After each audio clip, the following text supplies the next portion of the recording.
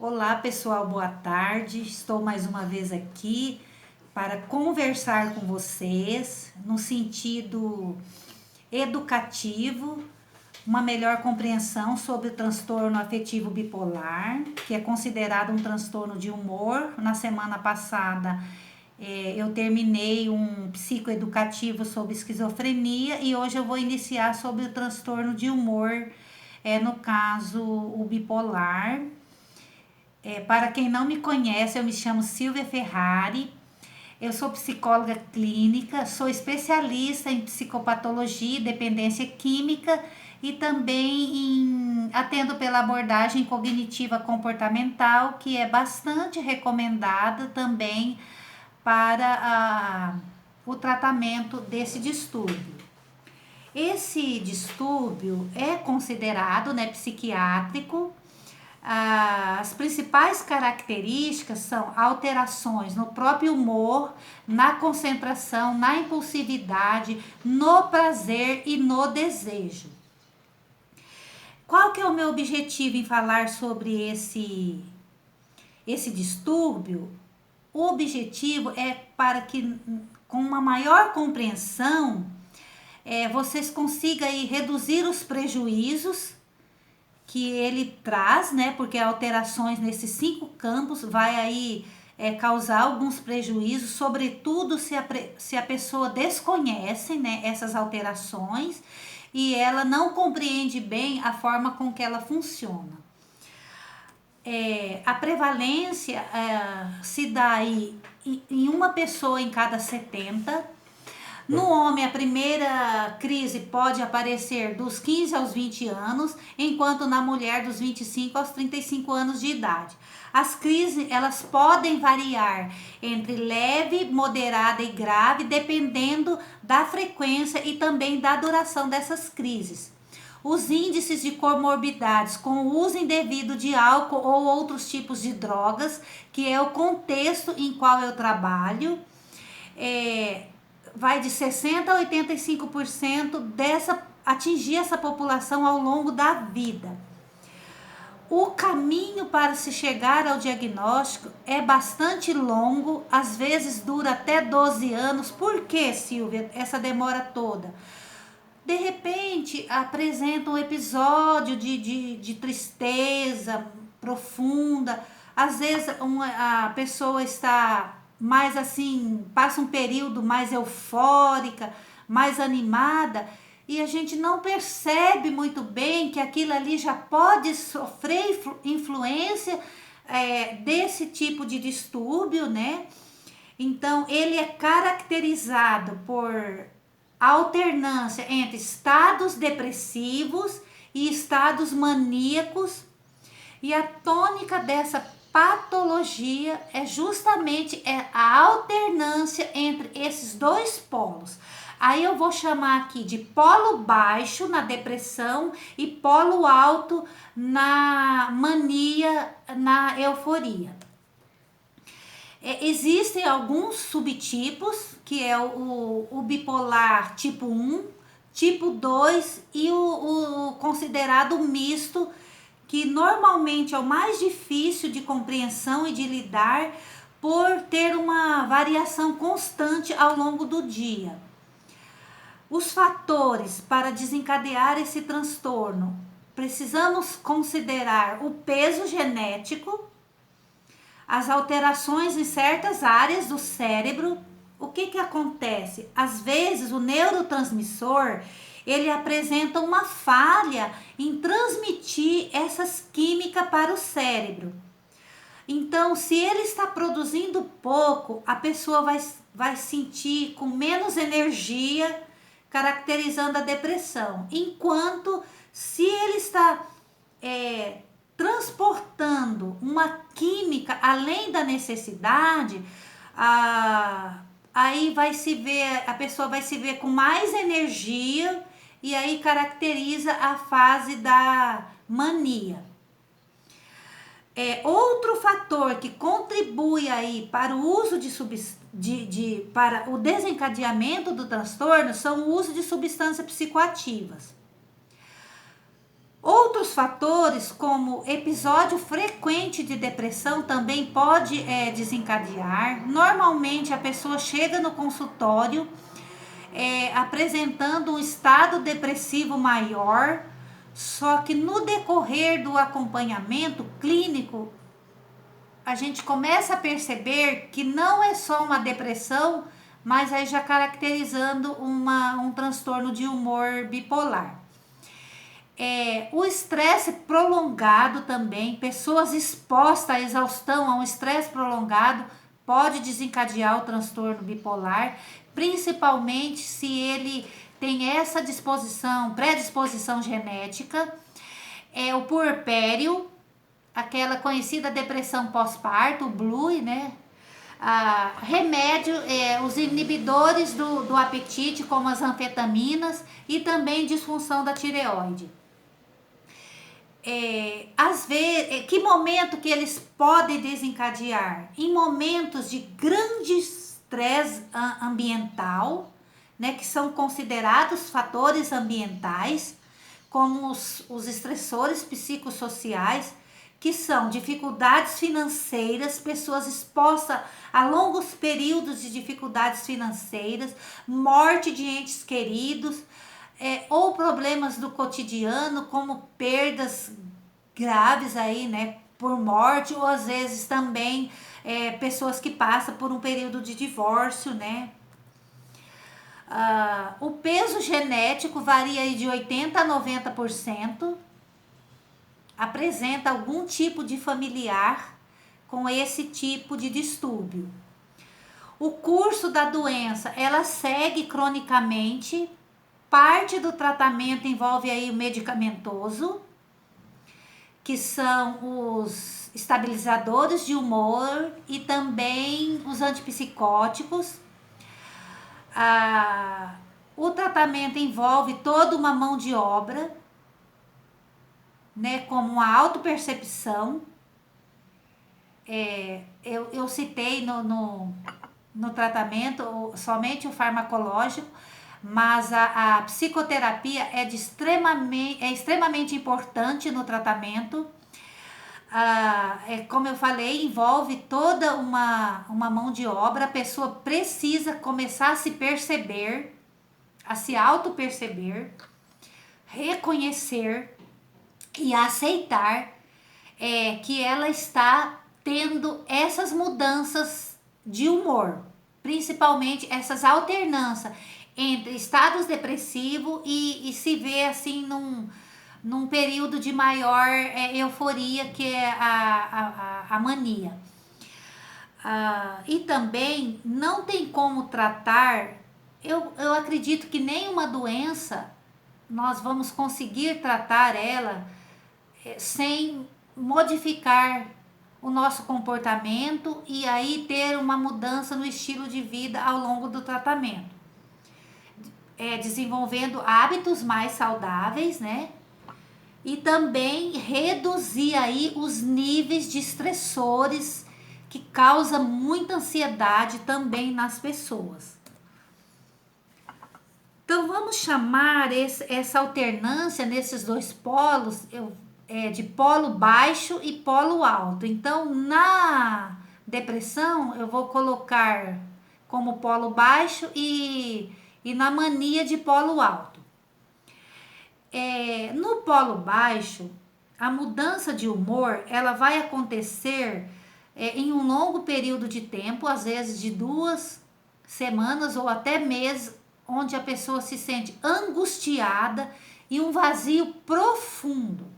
Ela chega e fala assim: Silvia, eu sinto uma angústia, uma ansiedade e um vazio assim profundo, chega a doer, de tamanho é esse vazio. Também ela apresenta um cansaço descomunal, os processos psíquicos eles ficam lentificados, baixa concentração, perda de memória, inquietude, irritabilidade, apresentando aí alteração no apetite e também no sono e muitas vezes a ideação suicida.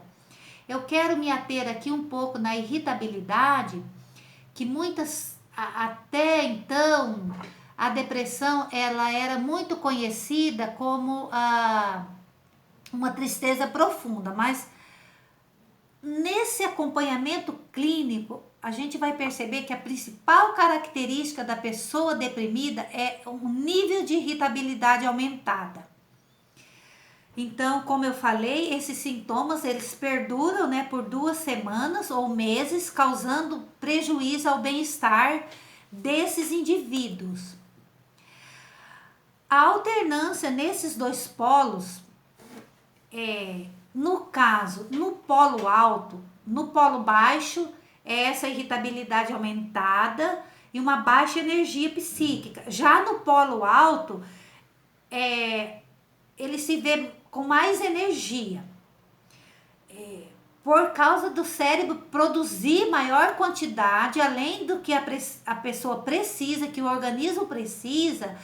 Esse excesso de energia, eles causam alguma mudança no comportamento.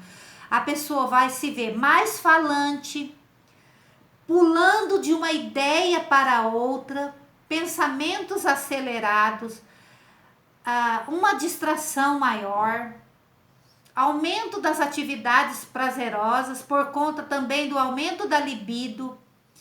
Normalmente inicia outros projetos sem terminar o anterior. As pessoas não cansam facilmente. Elas podem ficar durante o dia nessas atividades e seguir noite adentro sem se sentir cansada. Por aí a gente já percebe que não é normal uma pessoa envolvida em todas essas atividades durante o dia e chegar à noite ela não se sente cansada. Dorme muito pouco, a agitação psicomotora é visível, fica caminhando de um lado para o outro por causa desse excesso de energia. Gastos excessivos, excesso de autoconfiança. Ser autoconfiante é bom? É bom, mas o excesso dessa autoconfiança já não é bom, e isso que leva a pessoa a gastos excessivos, porque ela acredita que ela precisa de comprar, que ela merece comprar. Também tem aí uma presença de uma megalomania, né, que aí impulsiona esses gastos excessivos. Então, os prejuízos são nas relações, no trabalho e nas finanças.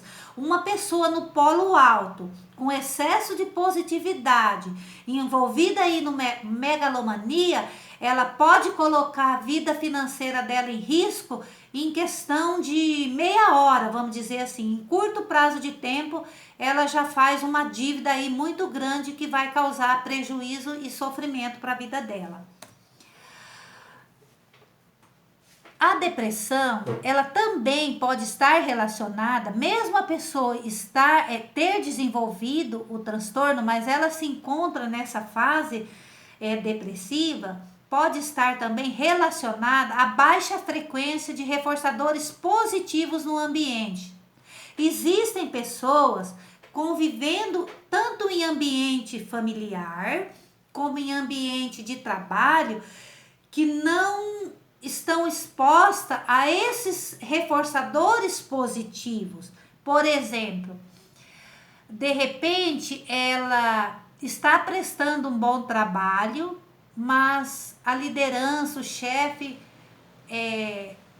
normalmente não faz um elogio para ela. E com isso ela não se sente reforçada, e a pessoa deprimida, ela precisa desses reforçadores.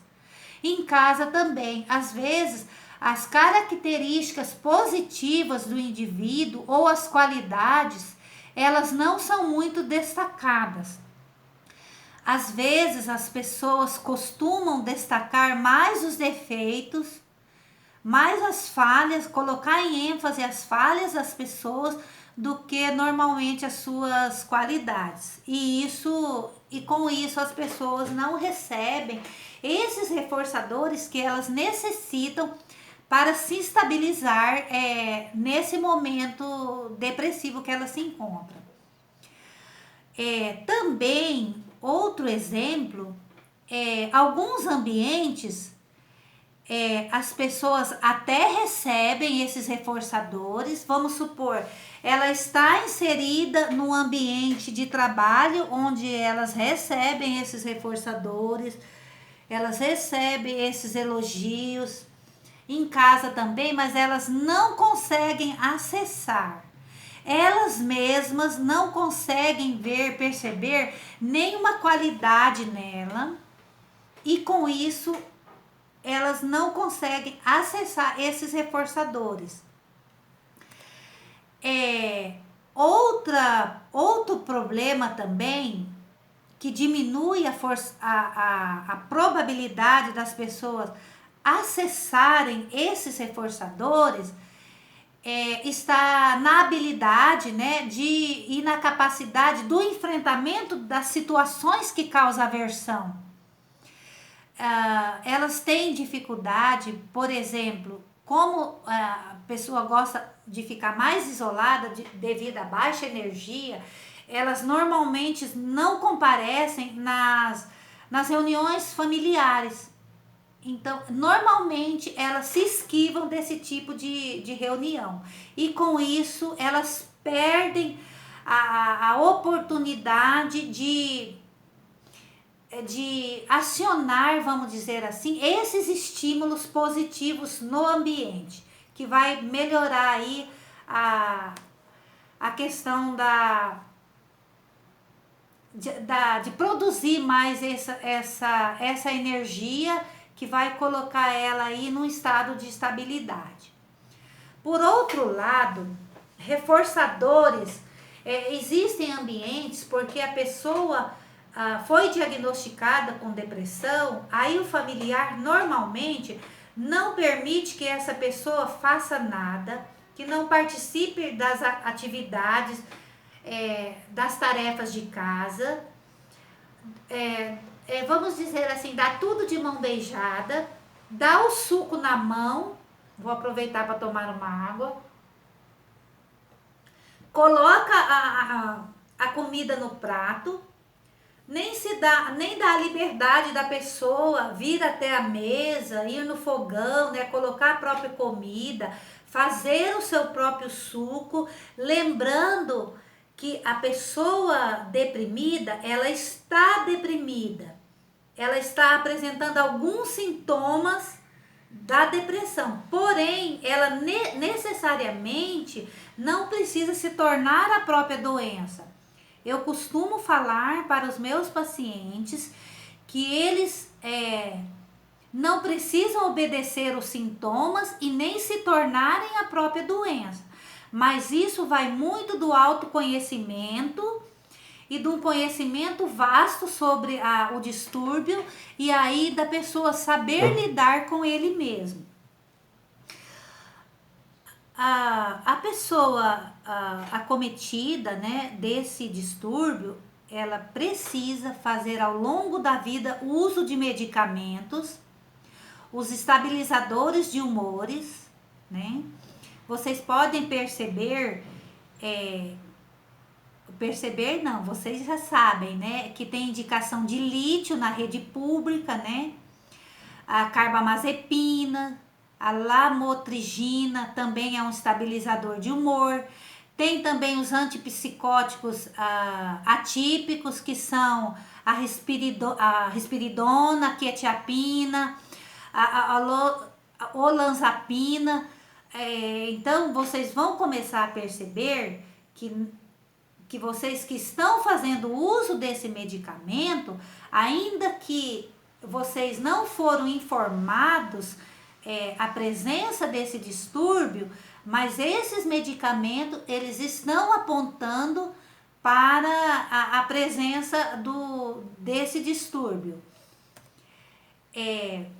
Agora eu já vou caminhar um pouquinho para algumas técnicas, vamos dizer assim, que o próprio psicoeducativo, o próprio conhecimento sobre a doença constitui a principal técnica Então, a pessoa ao longo do tempo vai ter que desenvolver, passar aí por um processo psicoeducativo, ser educada na doença, ser educada nos sintomas, na alternância, né, do polo baixo para o alto e também na questão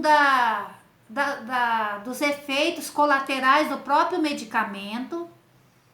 É uma área onde eles precisam ter bastante conhecimento, entender bem os efeitos colaterais, né? Então, assim, tanto numa fase quanto na outra, normalmente existe um erro de processamento das informações que o indivíduo possui de si, do outro e do mundo. Normalmente, uma pessoa depressiva, ela tem uma visão negativa sobre si, uma visão negativa sobre o outro e uma visão negativa sobre o mundo. Então, o mundo passa a ser um lugar perigoso para ela viver.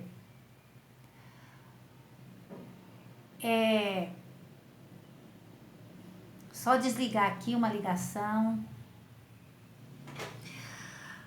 Exemplo. Realmente, eu sou um zero à esquerda. Ninguém me ajuda. Eu não espero nada de bom para o futuro. Percebe?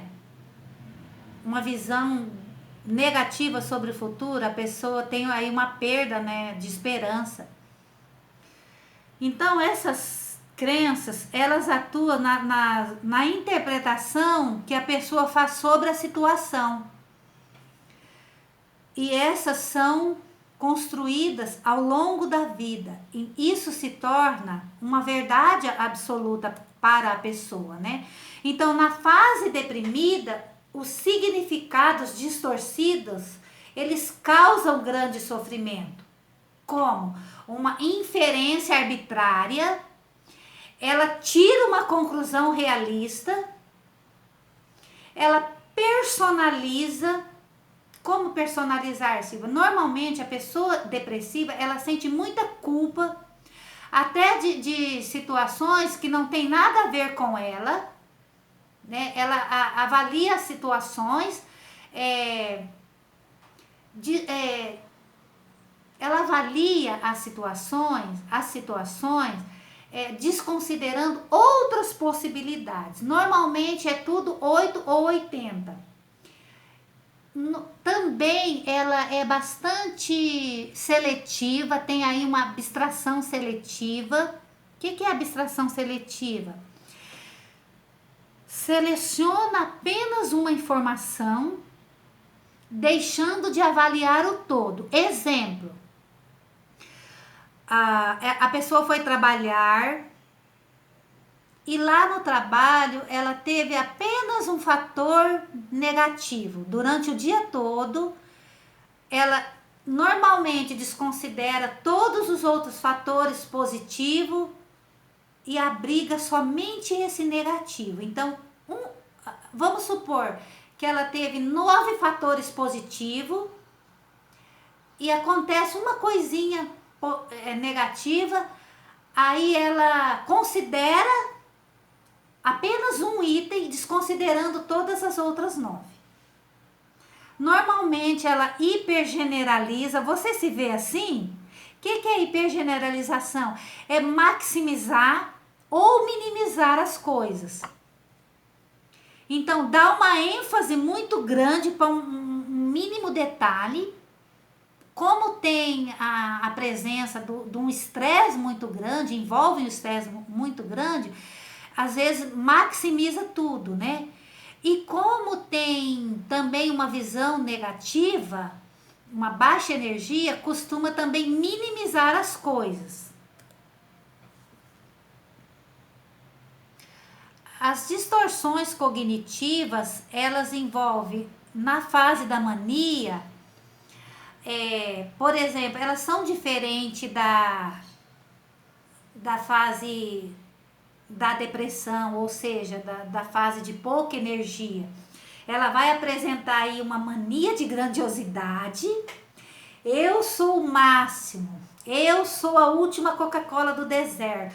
Normalmente, você pode começar a se auto-perceber, a se autoavaliar. Normalmente, as pessoas começam a olhar, por exemplo, se ela é casada, o seu cônjuge, ela começa a olhar ele, um olhar bem para baixo, assim. Ela se põe numa posição muito alta e o outro, ela começa a olhar o outro assim, com um olhar bem, assim, pequeno mesmo. Por causa desse otimismo muito grande a respeito dela mesma. Também vai apresentar irritabilidade, acompanhado de paranoias. Elas começam a desconfiar das pessoas, a suspeitar que o seu parceiro ou a sua parceira está traindo.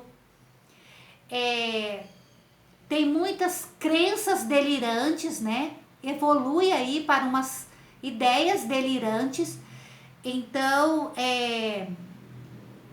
por isso que o acompanhamento, a psicoterapia é muito importante para você compreender esses delírios, essas crenças delirantes, como que elas surgem, como que elas acontecem e também o efeito do medicamento sobre os sintomas positivos do delírio, que são as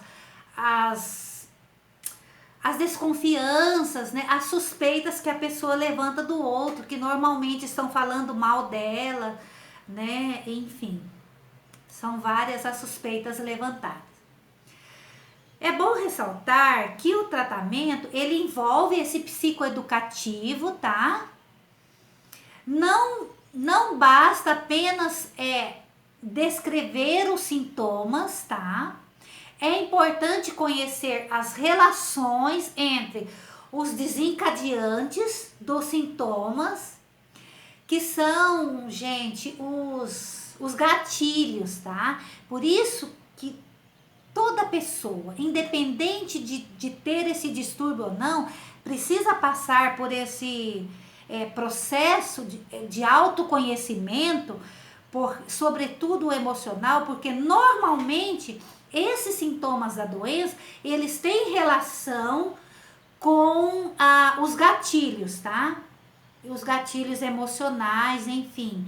E no momento que você se vê numa situação, por exemplo, de rejeição, ou se você passou por uma traição e você se vê num momento assim, normalmente aciona esse gatilho. Por isso que é importante aprender, né, conhecer as relações entre os desencadeantes, entre os gatilhos, né, para aprender estratégias de lidar com esses momentos, com esses gatilhos, com esses estressores.